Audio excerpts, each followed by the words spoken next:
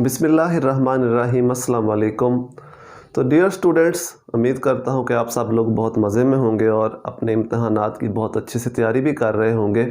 आज की इस वीडियो में हम डिस्कस करने वाले हैं enthalpies of different types of reaction या heat changes of different type of reaction. बहुत सी तरह के रिएक्शन होते हैं, जिस तरह कंबस्टन रिएक्शन हो सकता है, न्यूट्रलाइजेशन रिएक्शन हो सकता है, फॉर्मेशन रिएक्शन हो सकता है, एटमाइजेशन रिएक्शन हो सकता है।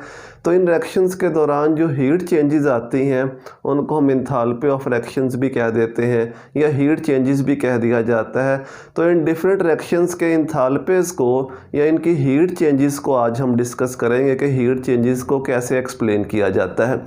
लेकिन उससे पहले जो हमने लास्ट टॉपिक डिस्कस किया था, जहाँ पे हमने इंथाल्पी को डिटेल से पढ़ा था, उससे रिलेटेड एक बहुत ही इंपॉर्टेंट चीज़ है जो मैंने आपको बतानी है, वो आपने जहन में भी रखनी है। MCQs या शॉर्ट क्वेश्चन वगैरह में पूछ लेता है।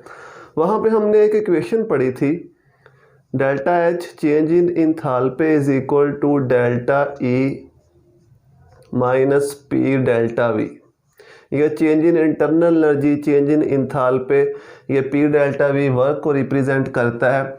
अब यहाँ पे इस इक्वेशन को अगर हम for gaseous phase, for liquid and solid phase explain करना चाहें तो फॉर गैसियस फेज, गैसेस के लिए, गैसियस फेज, चूँकि गैसेस के लिए जो चेंज इन वॉल्यूम होता है वो नेग्लिजिबल नहीं होता। गैसेस का वॉल्यूम बहुत ज़्यादा जो होता है वो चेंज होता है, चेंज इन वॉल्यूम काफ़ी ज़्यादा होता है गैसेस के अंदर।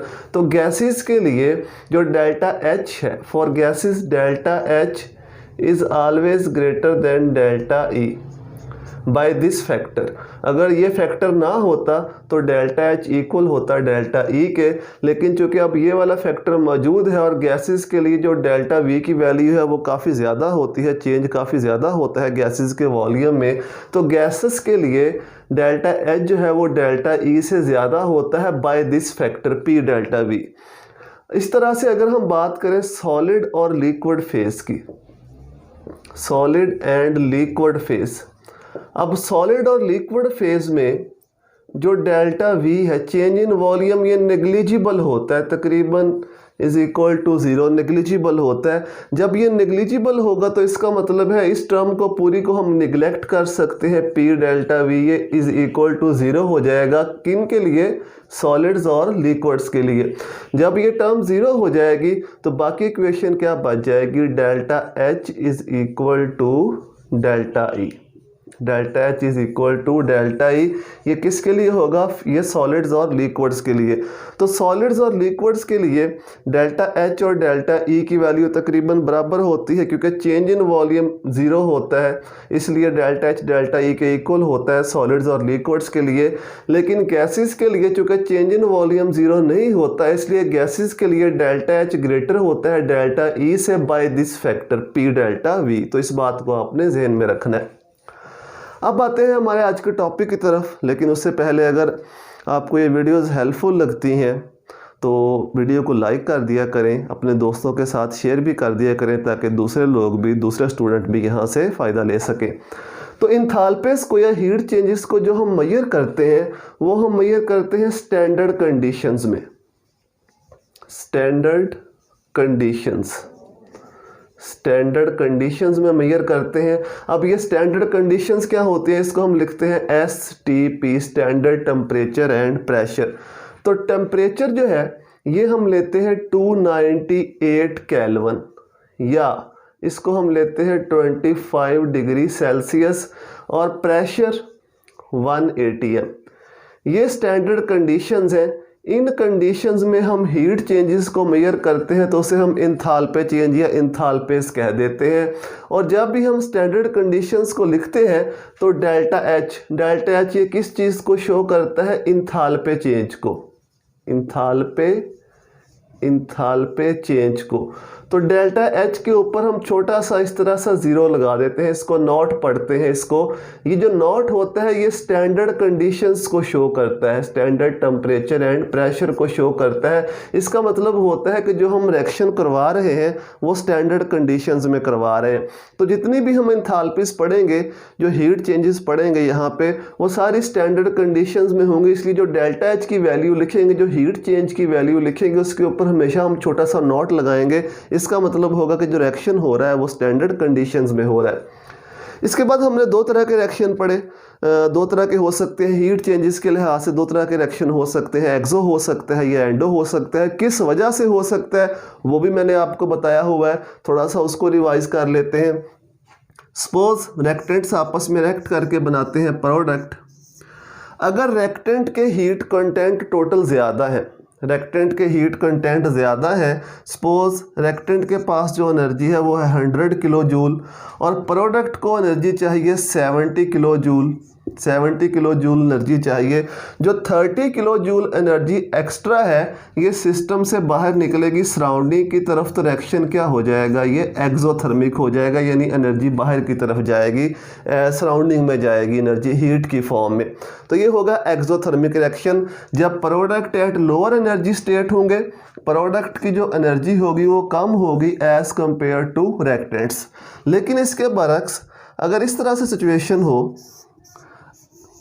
रिएक्टेंट जो है उनकी एनर्जी कम हो, सपोज रिएक्टेंट के पास 70 किलो जूल एनर्जी है लेकिन प्रोडक्ट को कितनी चाहिए 100 किलो जूल, तो 70 किलो जूल तो ये वाली एनर्जी यहाँ पे आ जाएगी प्रोडक्ट के पास, लेकिन जो 30 किलो जूल एक्स्ट्रा है वो सराउंडिंग से आएगी, वो सराउंडिंग से आएगी, हीट इन होगी सिस्टम के अंदर, प्रोडक्ट्स को एक्स्ट्रा एनर्जी चाहिए। तो जब हीट इन होगी तो इसको हम क्या कहेंगे, एंडोथर्मिक। इन केसेस में क्या होता है, प्रोडक्ट की एनर्जी ज़्यादा होती है एज़ कंपेयर टू रिएक्टेंट्स। तो ये एनर्जी चेंजेस के लिहाज से दो तरह के रिएक्शन होते हैं, मे बी एक्सो हो सकता है, मे बी एंडो हो सकता है। किस वजह से होते हैं इसको हमने डिटेल से एक्सप्लेन भी कर रखा है जहाँ पर हमने ये टॉपिक पढ़ा था। थोड़ा सा भी मैंने आपको बता दिया कि एक्सो और एंडो रिएक्शंस क्यों होते हैं। तो चलिए अब डिस्कस करते हैं डिफरेंट टाइप ऑफ इंथाल्पीज को। सबसे पहले है इंथाल्पी ऑफ रिएक्शन। जैसा कि मैंने आपको बताया कि डेल्टा एच नॉट से इसको रिप्रेजेंट करेंगे, ये नॉट शो करता है कि जो रिएक्शन है वो स्टैंडर्ड कंडीशंस में हो रहा है। तो डिफाइन इसको हम ऐसे करते हैं, इन दोनों की डेफिनेशन में थोड़ा सा डिफरेंस है, दोनों में डिफरेंस भी है, उसको आपने समझना है। अमाउंट ऑफ हीट एवॉल्व और absorb when reactants react as indicated by balanced chemical equation। जैसा कि बैलेंस्ड केमिकल इक्वेशन में दिया गया होता है उसी लिहाज से, उसी मोल रेशो से रिएक्टेंट्स आपस में रिएक्ट करते हैं टू फॉर्म प्रोडक्ट बनाने के लिए।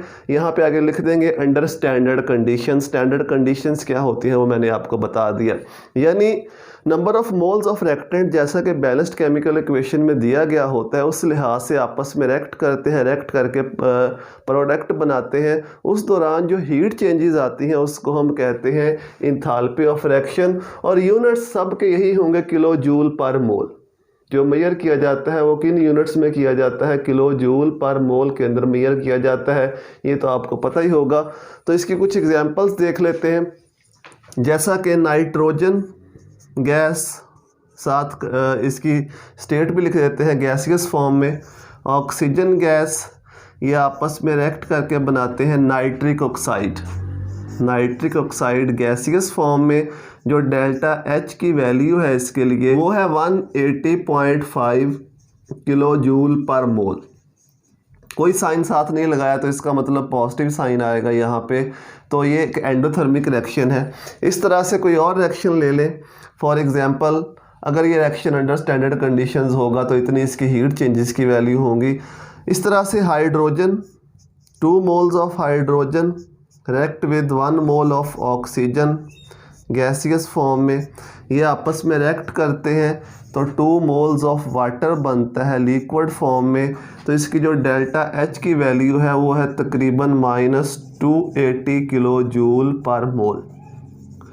इस तरह से कार्बन प्लस ऑक्सीजन का रिएक्शन होता है, कार्बन सॉलिड फॉर्म में, ऑक्सीजन गैसियस फॉर्म में, ये मिलके बनाते हैं कार्बन डाइऑक्साइड।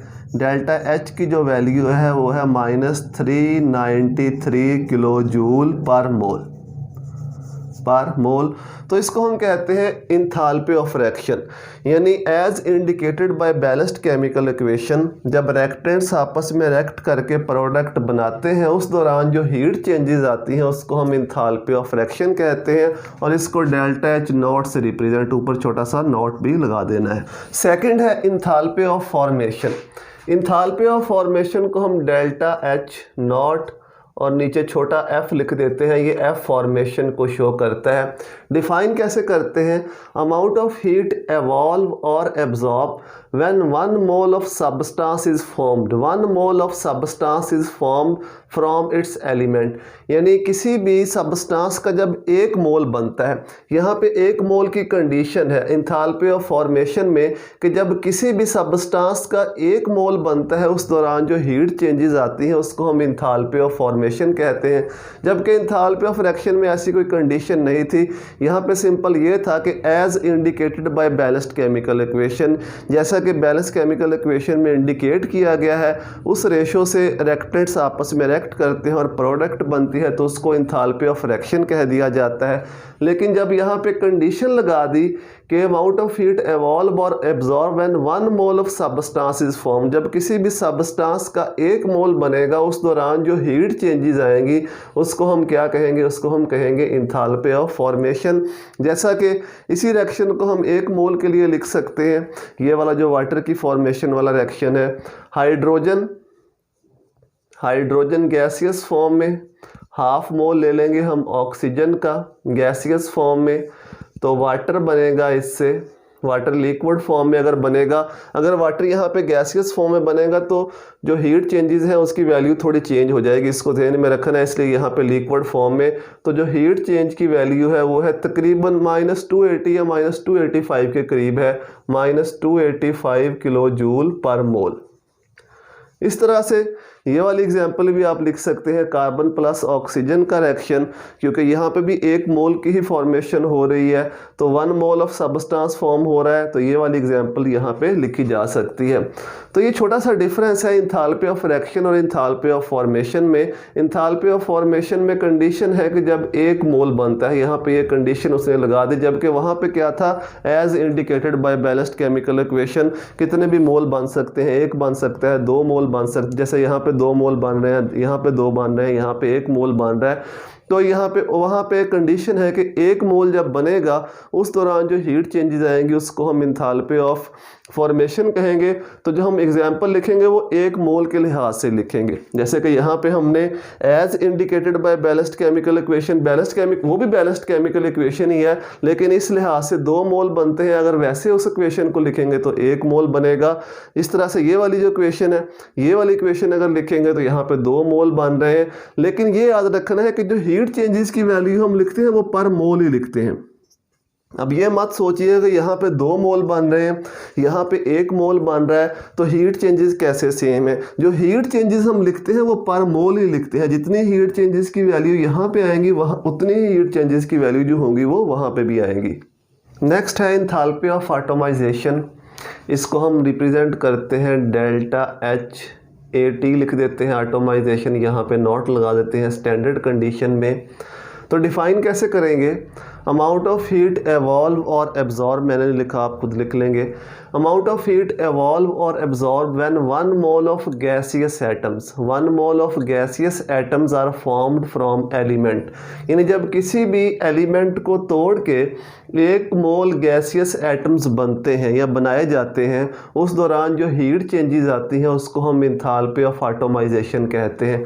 एलिमेंट के बारे में आपको पता है एलिमेंट क्या होता है, एलिमेंट एक ऐसा सब्सटेंस होता है जो एक ही तरह के एटम से मिलकर बनता है, जैसे कि हाइड्रोजन, ऑक्सीजन वगैरह।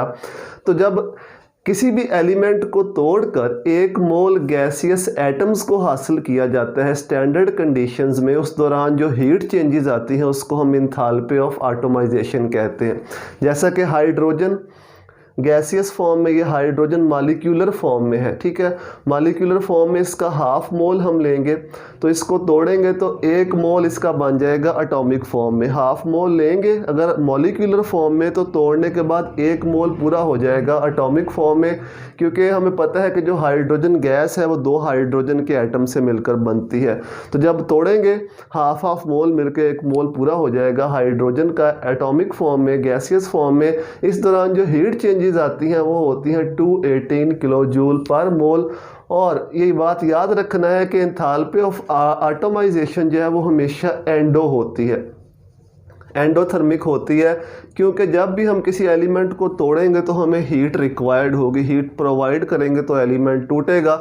कितनी हीट प्रोवाइड करेंगे वो डिपेंड करता है उसकी स्ट्रेंथ के ऊपर। डिफरेंट एलिमेंट्स के लिए डिफरेंट हीट ऑफ एटॉमाइजेशन होती है, ये एंथैल्पी ऑफ एटॉमाइजेशन होती है। इस इक्वेशन को आप ऐसे भी लिख सकते हैं, हाइड्रोजन गैसियस फॉर्म में, ठीक है।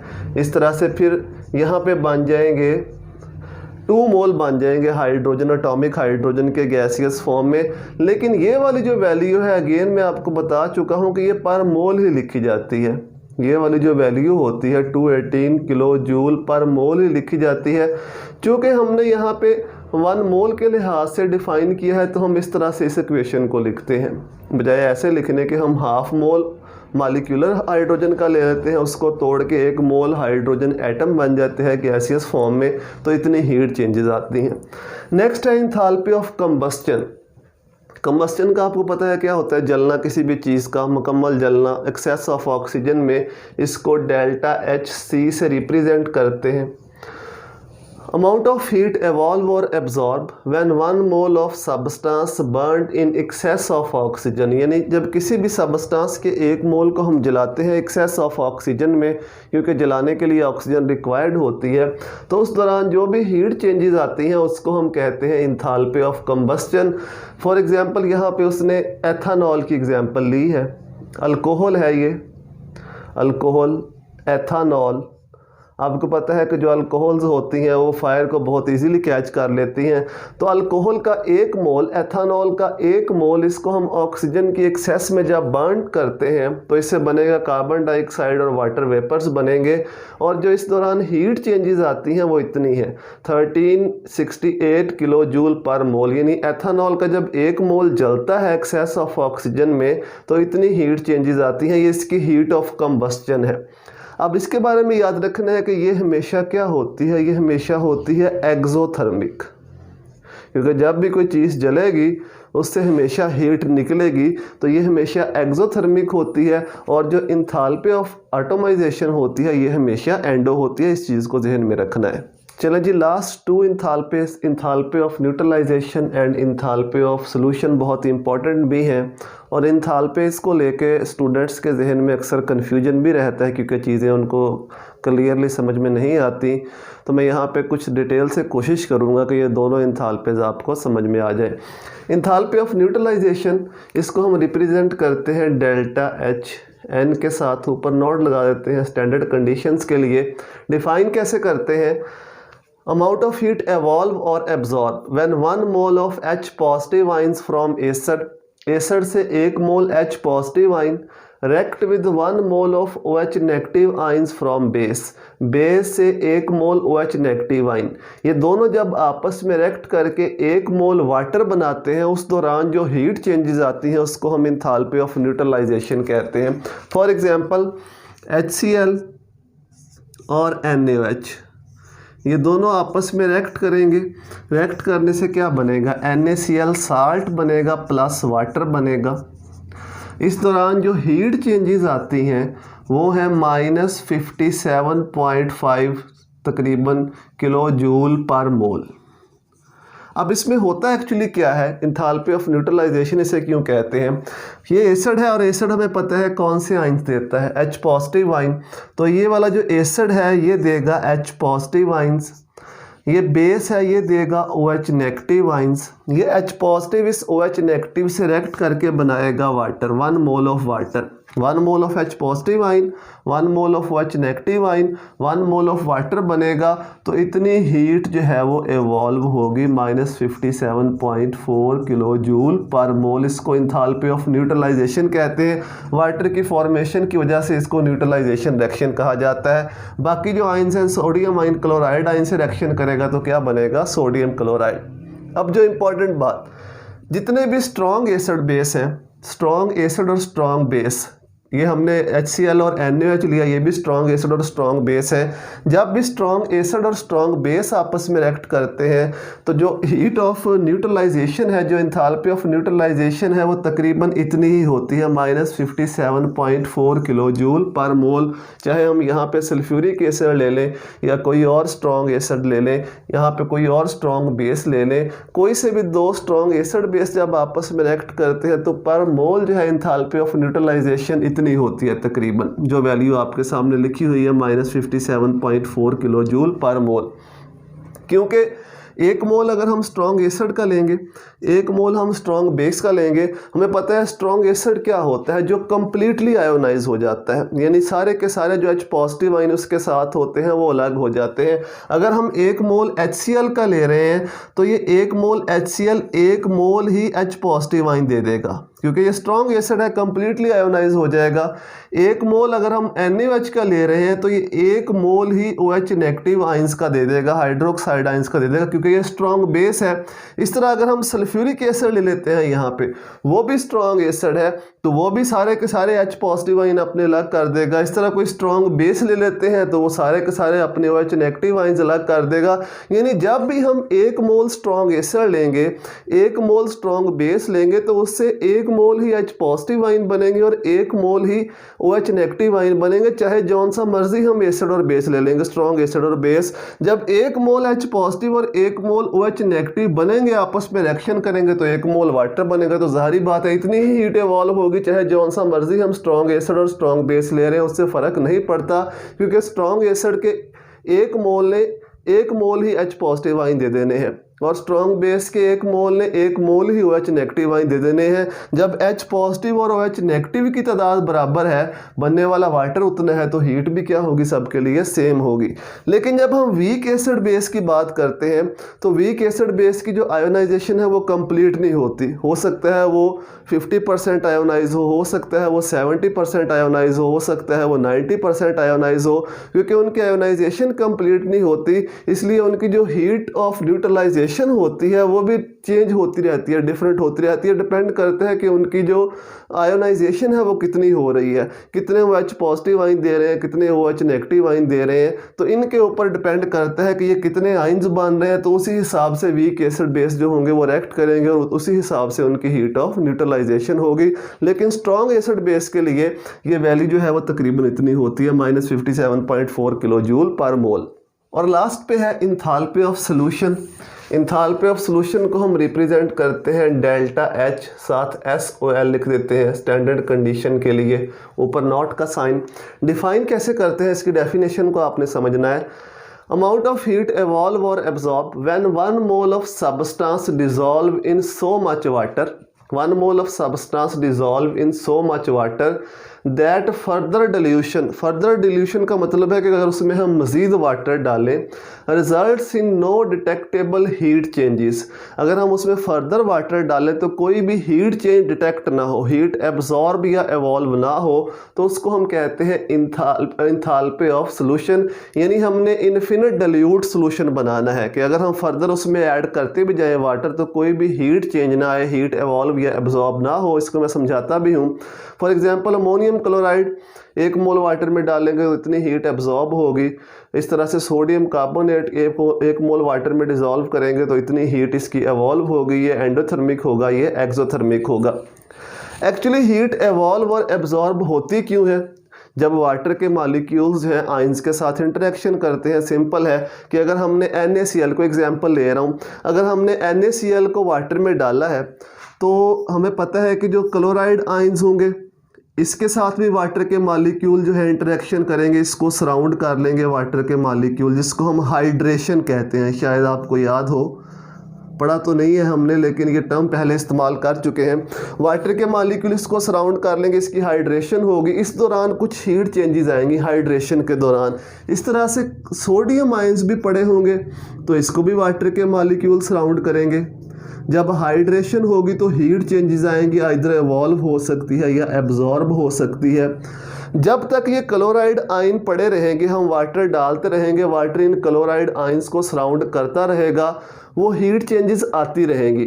लेकिन अगर ये क्लोराइड आयन या सोडियम आयन ख़त्म हो जाएंगे सोल्यूशन में से, हम वाटर जितना मर्जी डालते रहें, तमाम क्लोराइड आयंस को और तमाम सोडियम आयंस को जब वाटर के मॉलिक्यूल सराउंड कर लेंगे, ऊपर से जितना मर्जी हम वाटर डालते जाएं, जब अंदर क्लोराइड आयन और सोडियम आयंस ही मौजूद नहीं है तो हाइड्रेशन कहाँ से होगी? जब हाइड्रेशन ही नहीं होगी तो फर्दर हीट चेंज भी नहीं होगी।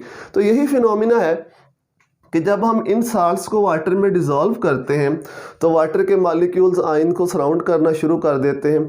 जब तक ये आयंस पड़े रहते हैं वाटर में, यानी फ्री, जिनको वाटर ने सराउंड नहीं किया होता, हम वाटर ऊपर से डालते हैं, वाटर जाके उन आयंस को सराउंड करता है तो हीट चेंजेस आती हैं। लेकिन जब ये आयंस कंप्लीटली सराउंड हो जाते हैं, कंप्लीटली हाइड्रेट हो जाते हैं, फिर जितना मर्जी वाटर डालते, जब फर्दर आयंस ही मौजूद नहीं है हाइड्रेट होने के लिए, हाइड्रेशन नहीं होगी तो हीट चेंजेस भी नहीं आएंगे।